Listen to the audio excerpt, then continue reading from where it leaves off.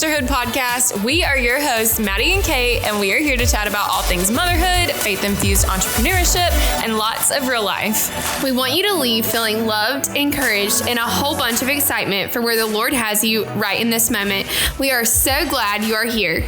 So grab your coffee, matcha, tea, whatever makes you happy, and let's hang out and indulge in some joyful conversations.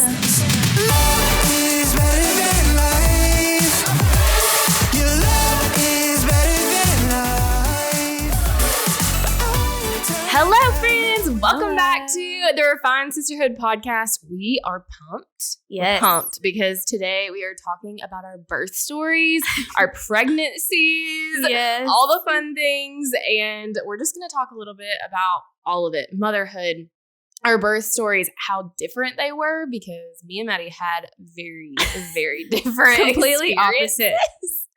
Yes, for real. So, yeah.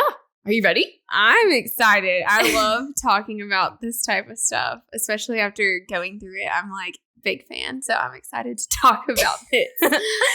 Yeah, but we have a lot to say, so we're just going to go ahead and get started. And I am going to talk a little bit about my pregnancy for a minute, and then we're going to move over to Maddie and let her tell her long, beautiful story. But anyways, pregnancy, fun. This time last year, I was pregnant. For those of you who don't know, we are actually recording this in December. So this time last year, I was getting ready to tell my family, and that was really exciting. But I was really, really, really times 100 reallys sick at the beginning of my pregnancy. I had every food aversion you could possibly think of. I was nauseous. I pretty much was on a liquid diet. Only drink milk and ginger ale. I think I capped my ginger ale off at like 6 or 7, 2-liter bottles in 2 weeks.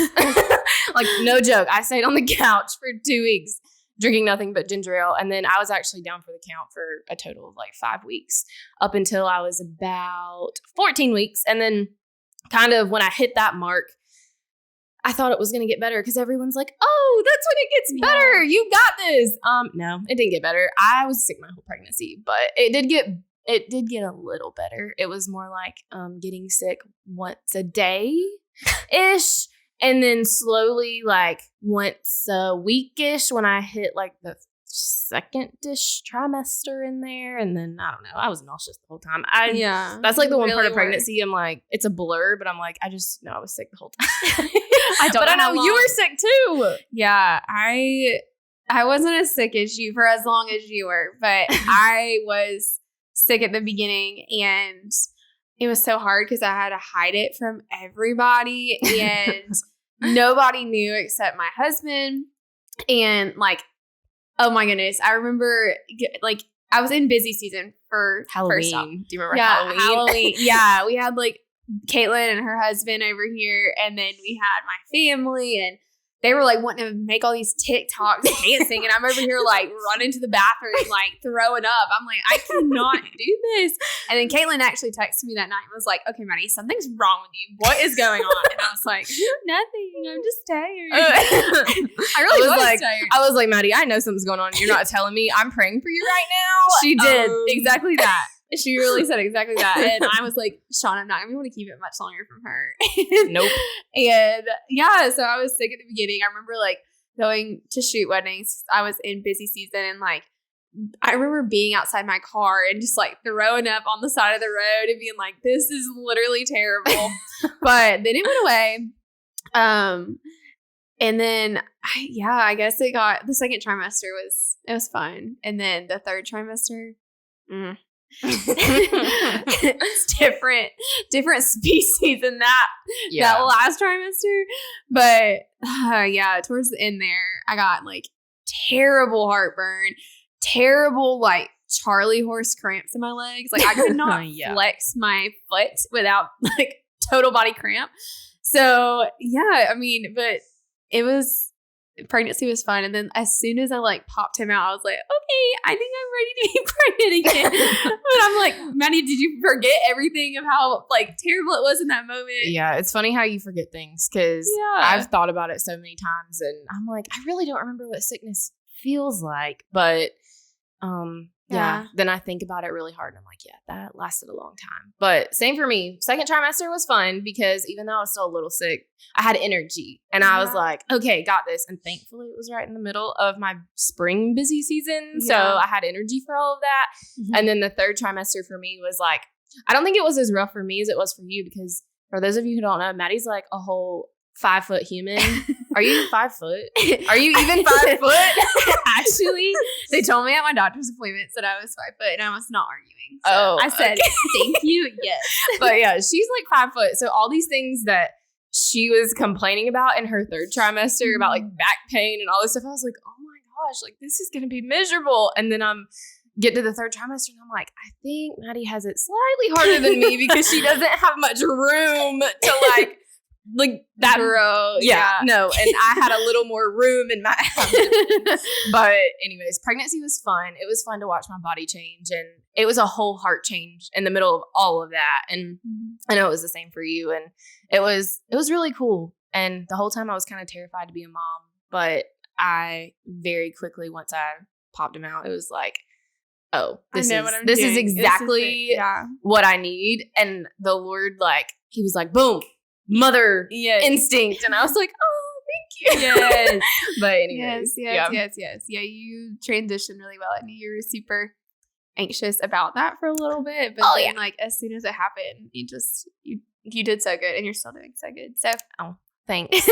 I'm trying my best. You're killing it. But anyways, all right. Let's talk about our birth stories. We're gonna let Maddie go first on this one because hers is the most ideal, I guess. The thing that you picture in your head, what's gonna happen, or that you hope is gonna happen. Maddie has a bomb birth story, super like spiritual and everything. So it makes me scared to ever have another kid, to be honest, because it was other than the beginning of it, it was everything I wanted. So, let's see. Let me start at, I was like 32 weeks. Yeah, 32 weeks. And Caitlin and I flew to Maryland to shoot a wedding. And while I was there, I was like having what I thought was just Braxton Hicks throughout the wedding day.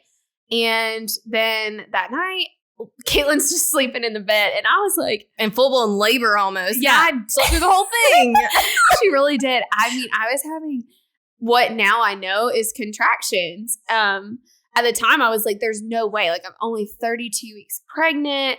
Like, I can't be having contractions. But I literally that night remember laying in bed. I downloaded a contraction timer, was timing them. They were so close. And then I like got in the shower, like a hot shower. And I was like, Lord, this cannot happen. I am not home. I'm waiting till I get home. My husband is not here. I cannot have a baby here. And then that all started like this whole chain of events. And then I shot a wedding at 35 weeks and a few days pregnant that Saturday. I had my baby shower that Sunday. And then I went for a doctor's appointment that Monday, and I knew something was like up because like I had been having contractions. Like I knew something was up. And a little TMI, like I literally felt like I was starting my period, which that's a big sign that if that's how you feel, like you're probably going into labor soon. And so I went to my doctor's appointment and walked in, and they were like, I kept telling them like, I just don't feel right. Something's off. They were like, well, let's just check you, see if you're dilated at all. And she checked me and she was like, you could see it all over her face too. She was like, so how far along are you again? And I was like, I'm 36 weeks today. She was like, okay, well, you're going to the hospital. And I was like, I'm sorry, what? Like, no. And she was like, yes, you are. You're at a 4. You're going to the hospital. You're going to have this baby in the next few hours. Like, ended up being the next day.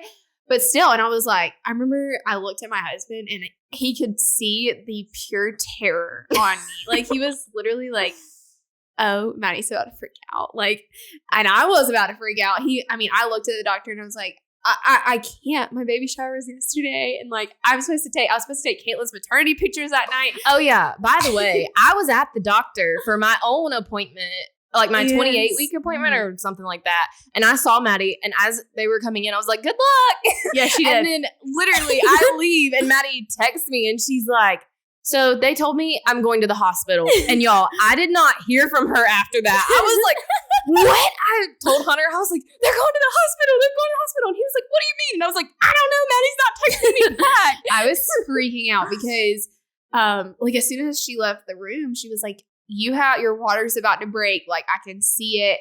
You need to go straight home. You can get your bags, but then you're going straight to the hospital. And I remember sitting there, like as soon as she walked out, Sean looked at me and he was like, are you good? And I literally like bursted into tears. I was like hyperventilating. I was like, I'm not good. Like our house is not how I wanted it. Like everything's not how I wanted it. And he was like, you just got to let it go, Maddie. Like there's nothing you can do. I also was supposed to shoot a wedding that coming Saturday. So I was like freaking out trying to figure all that stuff out. And we get home and I'm like over here, you know, taking a shower, doing the dishes. I was doing laundry and Sean was like, get in the freaking car. We are leaving. And I was like, no. So we get to the hospital and from there, like the whole way there, I remember Sean telling me like, okay, Maddie, I know this isn't how you wanted it, but you need to make sure all your things are in line for this wedding on Saturday. And then you need to put your phone down and let it go. There's nothing you can do about it. Let go of that. Our house isn't how we wanted it. That like everything wasn't like all the laundry wasn't washed. Just let it go. And so he said I had from my ride to from our house to the hospital to figure it all out. And I texted Caitlin and I was like, I need an email. I need you to type an email. I can't think. And so she typed this whole email for me to send to my bride to let her know that I was going into labor 4 weeks early. And yeah, it all just like that part all worked out. And I get to the hospital and Sean was just like, this is how it was supposed to be. And it's going to be great. And we still were like in shock. Truly. We were like, wait, we thought we had 4 weeks left. We planned on him being here in June, but it's May and it's a whole different month than we were anticipating. And we were literally, I think we were just on adrenaline for a very like few days, honestly. So we're in there and they come in, they give me this shot for Keegan's lungs. They wanted them to develop because he was going to be 4 weeks early. And so they come in, give me that, and they're like, okay, girl, like just sit here. Make sure that we really don't want you to have him for at least for 48 hours. And I was like, okay, sure. Okay. But they were like, you're going to get 2 doses of this shot. You're going to get one now and you're going to get one in 24 hours. And I remember being like, there ain't no way I'm making it 24 hours. Like, absolutely not. And they come in and they keep checking me and they're like, you are just dilating. Like, and I had no pain. This was like what was weird. Like I had pain leading up to that day. But when I was in the hospital, they were like, you feel fine. I remember walking in the hospital and the doctor at the time sees me walking down the hall and she's like, you need to lay down. And I was like, literally, she like says it out loud. And I was like, I'm good. She was like, there's no way you feel this good. Like you're in full blown labor and you're at a 4. You were at a 4 a few hours ago because we did not go straight to the hospital because of me. And so she's like, you need to go lay down and literally do not move. She was like, you do not need to put yourself into any more labor right now. You need to like make it last as long as possible so you can get this shot and this dose in, blah, blah, blah, blah, blah. So anyways, I get this shot. They keep checking me and they're like, you are dilating really quickly. They come in, they're like, all right, whatever. You're just dilating. We're breaking your water. And they break my water. And I remember having him that next day. I went in on a Monday. I had him on Tuesday night and I only pushed for like 20 minutes. Yeah. Yeah. It felt longer than 20 minutes, but yeah, they really, wow, that was only 20 minutes. And I remember one thing I was so terrified of was epidural. And they came in and I was like shaking like crazy. And I was like, oh my God, I'm going to die. This is terrible. And they did it. And I was like, oh heck, that didn't even hurt. I'm good. And I didn't feel like the contractions. I think I was running on adrenaline, like I said, but that I started to feel everything when I hit about like a 9. And I remember hitting the 9 and I was like, oh Lord, this better hurry up and be finished. But I'm so blessed because I didn't feel, that whole, 2 to 10 situation. I only felt 9 to 10. And then the birth, I like pushed for 20 minutes and it was everything that I wanted. Because I knew I wanted like worship music playing and I remember like the exact song that was playing and I wanted someone to take pictures and my husband took pictures on my iPhone. The nurse grabbed the phone and like started taking pictures, and it was just so worshipful. And literally, I felt like heaven met earth in that moment. And yeah, it was just, I don't know. And Keegan was completely healthy, which was exactly, and I was healthy, and that's exactly what our prayer was. So my birth story was kind of to a T. Other than having him 4 weeks early, it was kind of to a T. And I know Caitlin's is not like that whatsoever. Not quite. Okay, let's talk about yours because they're very, very, very opposite. So tell us about your birth story. Okay, let's do it. So my birth story, like Maddie said, complete opposite. So first of all, when I heard her birth story, when she told me it like a few days later, I was like, okay, so Maddie had the dream birth. Meanwhile, I know that because she had this bomb birth, mine is going to be a hot freaking mess. I was like, I'm going to be pushing for like 2 hours. I'm going to be in labor for 4 days. All this stuff. And I was joking as I said those things. But literally, I was like, great. Okay, Maddie had this dream birth experience and mine's not going to be like that. But anyways, so fast forward to 36-week appointment. Same as Maddie's, except mine was a little different. We went in for my 36-week appointment, and that's the first appointment when they check to see if the baby is head down. And I was ready for that. So I went into this appointment, like no worries at all, had zero pains, like all the things that Maddie was talking about before she went into her 36-week appointment. I was like, I have none of that. I don't even think I've had a Braxton Hicks or anything. And so I went in, me and Hunter were there, and the first thing that they did was come in and they were like, okay, we're going to check to see if your baby's head down. Well, I actually didn't have a good doctor for this appointment, so that did not make it any better. That was a whole situation. But had the doctor come in, she put the ultrasound on me, and her immediate reaction was, oh, his head's not at the bottom. And that's exactly how she said it, with like zero empathy or anything. And I was like, immediately, like, that's not how it's supposed to be. Thank you for making me feel like this. I know. Like, she literally was just like, oh, so, okay, we're going to have to go get you a big ultrasound. And I was like, okay, terrified. That appointment was the most anxiety-ridden appointment ever. I immediately like burst into tears because the thought of that was like, oh crap, like that means that a C-section could have to happen. Like, he's not flipped. What in the world? And I'm looking at Hunter like, what is happening? And he's kind of freaking out. So we went and we had our big ultrasound where they like take you into the room and they actually try to like measure the amniotic fluid, see if it's possible for him to be flipped or if he could like possibly flip on his own. And basically, they said there is enough amniotic fluid for them to try to flip him, but it's our decision whether or not we want to do that. And there's a possibility he could flip on his own, but you don't really know. And so I honestly, too, I wasn't that big. And so I feel like he was in there so tight that I was like, are we sure he could flip on his own? But basically, fast forward to the next week, we came in and Hunter and I decided that we didn't want to do the whole procedure where they try to flip him because I just honestly didn't feel good about it. Yeah. And I had been brought to a peace that week. I had prayed so much before the 37-week appointment and was like, Lord, guide me, like give me peace in this situation. And he definitely did. I actually recorded the day that I went in for that appointment, recorded myself just talking about how I was feeling. And I was so overwhelmed with peace. It was insane. And I was like, you know what? We're just going to wait it out. And if the Lord wants him to flip, he'll flip.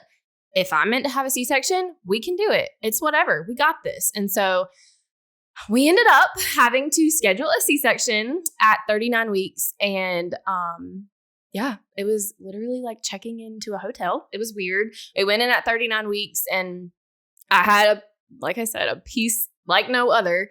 And we checked in. I got in the hospital bed, did all the, things that you have to do to prepare for that. And after about an hour and a half, it was time to have the baby. And that's when things got a little scary. I'm not going to lie. When I first told this story back right after I had Beckett, it was very emotional and it was really hard to tell because it was, I don't know, it wrecked me and I was kind of terrified the whole time. But I say that to say I'm not coming from a place of C-section is easy, but I've just been able to process it more in the last 4 months now that I went through that. And so I wound up going and being rolled into the operating room, which, if no one else knows, it is like negative 100 degrees in there. It is so cold, and you're in nothing. Like, you're in a gown that's open. And I was freezing. They get me up on this metal table, and I'm legit like shaking uncontrollably because I was freezing. And they're telling me to like relax my shoulders. And any of my girls out there have softball shoulders, because these things don't relax. They don't go down. And the whole time she was like freaking me out because she was like, relax your shoulders, relax your shoulders. And I was like, my shoulders are relaxed. And so that was happening. And they came in to do the spinal block, which is a little different than the epidural. I don't know anything about epidurals because all I've had is a C-section. But that was painful. And immediately that kicked in. My legs started going numb, and they like slung me up on the table, and they just went to town. And at this point, Hunter still was not with me. He was not allowed to go in with me to get the spinal block. And that's when I started to get kind of just, I freaked out because the nurse, she was like, can you feel your toes? And I was like, am I supposed to feel them? Because I literally could not feel them. And I was like, oh my gosh, something's wrong. I'm going to die. And she was like, oh no, that was a joke. Like, you're not supposed to feel them. And I was like, why are we making jokes? And my body is numb. It's not time. It ain't the time to joke. No. And so anyways, Hunter finally gets to come in, and I was in tears because I could not feel my body. And I honestly, before all of this, I was like, okay, it's going to feel like my body's not there. Like, when they told me I wouldn't be able to feel my body or feel anything, I was like, it's going to be like, my body's invisible. Like, it's not there. No, that's not how that felt. It felt like my body was this weighted, paralyzed thing that would never move again. And that's when I really started to I was like panicking. But literally 10 minutes in, it probably, I don't even know if it was 10 minutes, 15 minutes, maybe less than that. I don't even know. But the beginning process of the surgery, Hunter was at my head. He was talking to me, asking how it was. And within like 10, 15 minutes, Beckett was out. And I got to look at him coming out because they like brought the curtain down and let me see him. But immediately he goes away. He didn't get to like lay on my chest or anything. And Hunter walked away because I wanted him to go see him and take pictures and all that stuff, because I wanted to be able to see what I wasn't seeing, if that makes sense. So at that point, I'm starting to get sewn back up, and I'm just laying there like terrified. And all of a sudden, I think you said this happened to you too. I think when you have that medicine in you, your body like doesn't know what to do. It's going through like trauma in a way. Starts to shake. And I started to shake uncontrollably, but only my arms. And I didn't know if I was cold or if I was just like freaking out, like having a panic attack. But it was not good. Hunter looked at me. I was in tears. He was like, "Are you okay?" And I couldn't speak. I was just like, yeah, like I couldn't speak. And I don't remember anything from like them sewing me up or anything. That was a lot. But I finally got to see Beckett, give him a kiss. And then all that was done. That was a whole thing. And then I got to go and like hold him and all that fun stuff afterward. And even though it was brutal. It was not what I expected at all, but I've also never been in the hospital. But it was very special because I had a piece before I went in, and it was something that like, I was like, I can do this. Like, even though C-section is not ideal, it doesn't take away from the fact that you're a mom and that you birthed a baby. And it was really special regardless of like how it happened. So that was kind of a long explanation, but C-section is like a whole different world. No joke. Well, I don't know how the other birth is, but you know what I mean. Yeah. Like I know both are hard, and I just got lucky, which is why I say like I'm terrified to have I want another child, but I'm terrified because I'm like, I know it don't happen good twice. But I know that there's hard things about both. But coming from my side, I'm like, Lord Jesus, I don't ever want to do what Caitlin did. Because that, and I know, I remember her always saying, like, I've never been in the hospital. And I'm like, oh, geez, like her first experience is about to be in the operating room. Yeah. Awake. Like, this is not okay. But yeah, you took the hard one of the two for sure. Yeah. But okay, so did you have any like expectations going into birth? I mean, I know you were already prepared for a C-section because it was planned and stuff, but like, did you have like expectations going into that? I fully expected the spinal block to hurt. Yeah. And for like, I know I said this, but I thought I was not going to feel my body. And when that didn't happen, I was like, what in the world? And I didn't go in with a birth plan or anything. Yeah. And because, I mean, you can't really go into a C-section with a birth plan. It's kind of impossible. But I don't know.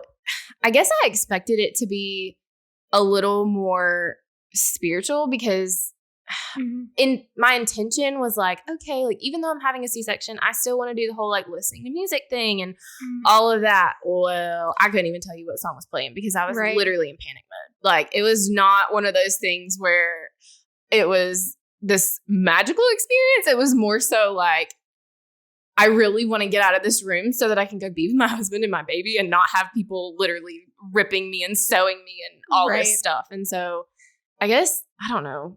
I didn't really have any expectations because I had no idea what to expect. Like literally no idea. Yeah, you really didn't. No. Yeah. I mean, I had expectations. So I've been in the hospital before. I also have photographed births, and which I love. I've also been in the room for both of my sisters being born and my niece. And so like I've seen it firsthand multiple times. Unlike me, completely naive. Yeah. So I've gotten to, see it be done. And I mean, I wouldn't say, I kept telling myself throughout pregnancy the whole time, like it is a constant surrender. You've got to let it go. It's not something you can have control over. And I mean, I remember being there and I kept saying, like, there's so many things that I know I wanted, but if it doesn't go like that, okay, I had him 4 weeks early. It didn't. That wasn't my plan. I just knew, like, I have to surrender it and I have to make whatever happens beautiful or know that it is still beautiful. And so I did have somewhat of a birth plan. It wasn't, like, written out or anything, but I remember going and I was like, I want skin to skin. I want to nurse as soon as possible. Like, stuff like that, but not a whole and I wanted worship music playing. And I remember I wanted someone to take pictures and for Sean to cut the cord, but it wasn't like I need X, Y, and Z, all these things. And so there were things that I guess in my head that didn't go or I didn't get, but it wasn't the end all be all because in those moments you're just, your body just takes over. Like it just knows what to do and you're just like, okay, we're going with it. And it just knows what to do. And you just have to let it go and let your body just ride the wave. And yeah, you just sit back and ride the wave. Yeah. And I mean, I remember being like, I don't even know how to push. Like, what is pushing? I'm not taught that. Like, and we didn't do any birth classes or anything because I felt like it would give me anxiety. And I was like, because if I know like a nurse looks at me the wrong way and it doesn't go as planned, I'm going to know like something's wrong. So I was like, I don't want to know anything about like that situation. So I don't know though. Your body just like takes over. I think one of the hardest things like about labor and delivery is definitely like the very end. I mean, you get to a point in labor and delivery, and especially if you've been in labor for a long time, I think the hardest part is your head, like your mind. Battle. Yes, you fight a very hard mental battle, especially in those end moments. And it's one of those things you just have to like lock eyes with Jesus and be like, okay, you got me. My body was intended for this, and I can do it. And I remember there was a point while I was pushing because I thought it was like freaking 5 hours of pushing, but it was really not. So shout out to y'all that are having to push for hours because y'all are the real MVPs. I don't know how that works, but I remember pushing and I remember it was towards the end and they were like, reach down, you can feel his head. I did. And I remember being like, if I don't get his freaking head out in 0.2 seconds, like I am literally going to die. Like I'm going to pass out. But then it was just something. And I remember like I opened my eyes. I like felt his head and I was like, all right, I got it. I can do this. And I remember I pushed so hard, 2 more pushes and he was out and feet Go, Maddie. Maddie. Go, Maddie. That's what I was doing the same thing. I was like, okay, girl. Go, Maddie. It's Keegan's birthday. Exactly. And I remember like doing it and I was like, I looked at Sean and I was just like, what did I just do? Like, oh my gosh. And still to this day, like, oh, it's so beautiful, but it was also it was literally the hardest thing I've ever done, but still it doesn't, and like you said, once you're out of it, like pregnancy, like once you're out of it, you're like, you forget it. And I know people say that and tell you that, and they're like, you'll forget the pain. And I know that's so cliche. You're probably like, shut up. Especially if you're pregnant right now. You're probably like, shut up. I don't want to hear that. Like, I have to go through it. But like, we understand. Yeah, we do. But you do forget it. And I think that like the Lord allows us to have like the beautiful memories, but like forget the pain kind of. Yeah. So because it is like, I don't know. I have no idea. But I forgot the pain for sure. And I'm ready to do it. I remember like being in the hospital and saying like, I could have 100 more. Oh, heck no. Mine didn't go like that. Because I will say, so one of the hardest parts for me was afterward. Once my legs were no longer numb and they told me I could get up and shower and that I needed to walk around as soon as possible because the more I moved around, the better I would get. Yeah. Oh, those first steps, I literally felt like I had been cut in half because I kind of had, but also literally I felt like an old lady. My steps were maybe centimeters like forward, and I tried to walk around the room, and they tell you can't use your core when you have a C-section. And so getting out of the bed, I was like, what you mean I can't use my core? You don't realize until you get cut open that you use your core to do everything, like even like lift your arm, like no joke, anything you do, you use your core. And so they were like, you need to get up and walk around. And I was like, all right, I'm doing this. Like, I am getting better as quick as possible. And I remember getting out of the bed and I took those first few steps and I was like, Hunter, this is the most painful thing I've ever done in my entire life. And so that was really hard for me. And then postpartum was, I think mine lasted a little longer than yours for obvious reasons. Like it was a major surgery. Our postpartum looked very different. We'll talk about postpartum in a different episode for fun. But it was definitely one of the hardest things because at that point I couldn't get out of bed and like change the diapers and do all those things. I watched Hunter do a lot of it at first because I couldn't get out of bed, and also trying to nurse. I ended up not breastfeeding because it just wasn't for us. It didn't work for us. And that was a whole thing in my mind. I was like, this stresses me out. And so that was one of my insecurities actually, was breastfeeding. I was like, if I don't do it, like people are going to judge me or something. And I feel like I really want to try, but I don't know. It was never one of those things that I had on my heart that I was like, I want to do this and I'm going to do it. It was like, I don't really know if it's going to work out. And if it does, that's awesome. But it wound up not being my thing. And I think that's okay. It's okay to do both. You can, you know what? Fed is best. It doesn't matter how they get their milk as long as they get it. And I learned a lot. The Lord taught me a ton through all of that.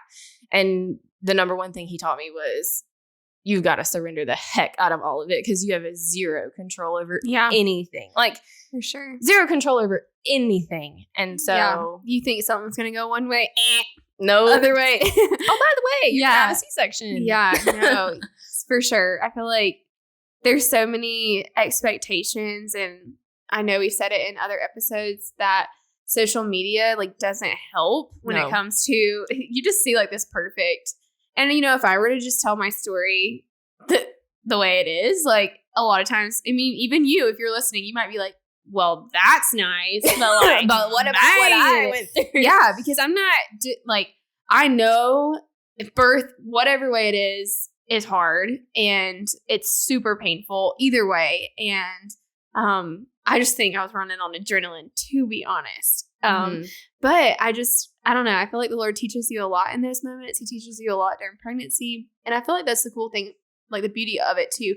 Like we have 9 months to prepare our lives, our minds, our hearts, just to become a mom. And then like he just instills it in us. And then if we walk into postpartum and we're like, holy crap, we're doing it. We're doing the thing. And we have this like human to take care of. But for 9 months, we've been preparing for this. And for like a lot of us, and I know you, like your heart change that you're going to talk about one day, like he's been preparing well beyond the 9 months leading up to having a baby. But so if you are in this season of about to be a mama, or you just got out of it, or you want to be a mom and you're thinking about it like very soon, exactly, or something like that. Whatever season you're in, we just want to encourage you that if your birth story is not what you see on Instagram or this perfect little story that you thought in your head was going to happen one day, like you are not any less. I remember Caitlin one day telling me when she found out she was going to have a C-section, she was just like, I feel like it takes away. She knew that she didn't believe this. And I remember you saying, like, I don't believe it. But in the back of my head, I, like, in a way could feel less of a woman that I didn't get to birth my child. Yeah. And there's a lot of insecurities that go into that, whichever way you give birth or whichever way you feed your baby or anything like that. And we're just here to encourage you that, whatever way it happened, it was intended that way. And there's so much beauty in that story and in your story. And the Lord will use your story exactly to either encourage someone else or teach you so much. And like, regardless of how you have your baby, what your birth looks like, what your pregnancy looks like, I just know he's going to use it. And that's what I feel like he's doing with us right now is we're able to tell our stories and encourage you and love you through if you are in that season and you do have anxiety going into labor and delivery. Like it's okay to feel a little bit of like anxiety and stuff, but the best advice I can give you is to pray that the Lord will give you peace and that you would just believe that he is going to work it out exactly the way that it's supposed to. Yeah. He goes before you and he already knows the plan and it's going to be beautiful regardless. So you're awesome and you're killing it. Yes. And we would love to hear about your birth story. We love conversation. So if you have a birth story you want to tell us, like please DM us. We love chatting about them. We should absolutely like post that on Instagram and talk about it. That's what we're going to do. Yes. We're going to talk about it. Like chat with us about your birth stories. So thank you so much for being here. We have so much more we could talk about when it comes to this. Oh yes. We could talk for hours. Yes, exactly. So thank you so much for being here. It's such an honor that you chose to like spend an hour just listening to us. Yes. We love you guys. We appreciate you guys. And we hope you have a great week and we'll see you next Wednesday. Bye guys. We had so much fun getting to hang out with you today, and we hope that you're feeling encouraged, loved, and full of purpose. If you've enjoyed today's podcast episode, we would absolutely love it if you would write us a review so that we can hear how we encouraged you. And if you haven't subscribed, go do that right now. Also, you can join the sisterhood by finding us on Instagram at The Refined Sisterhood. Okay, friend, we hope you have the best week, and we will see you in the next episode.